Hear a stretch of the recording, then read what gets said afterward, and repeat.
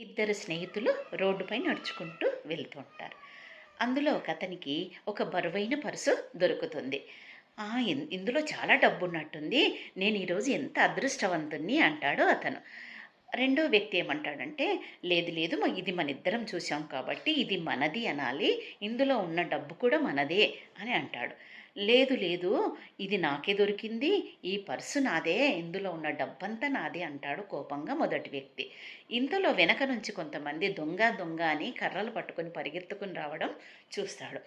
ఈ పర్సు మన దగ్గర ఉందని తెలిస్తే మన ఇద్దరిని చితకబాది ఈ పర్సు లాక్కుని వెళ్తారు వాళ్ళు అని అంటాడు మొదటి వ్యక్తి.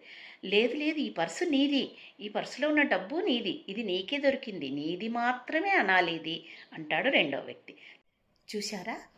మన అదృష్టాన్ని పంచుకోవడానికి మనం సిద్ధంగా లేనంత వరకు మన దురదృష్టాన్ని పంచుకోవడానికి మనతో ఎవ్వరూ రారు.